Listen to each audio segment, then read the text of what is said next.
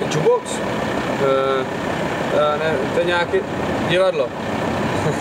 Jsou služebníci Lorda Alfreda. Ano. Těm jsme dali nedali, ty teď nedostali.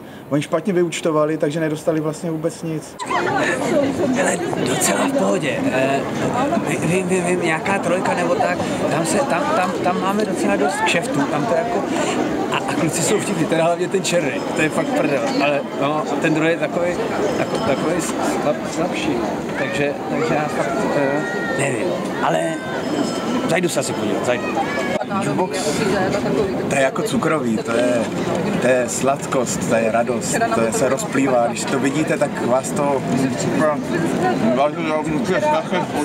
Sí, de la monte de la zona de los llama jukeboxes, se grande, se manto, de la monde, Barcelona, se Madrid, se Toledo, se trabajo, mojacino, de Basvalero, Messi, Stanko, no problema, sí, grande, todo estúpido.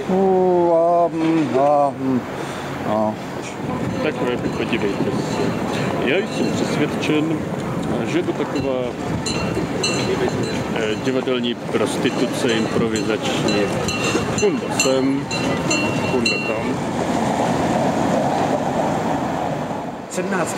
prosince Jukebox, improvizace na Trojce od 20 hodin. Těší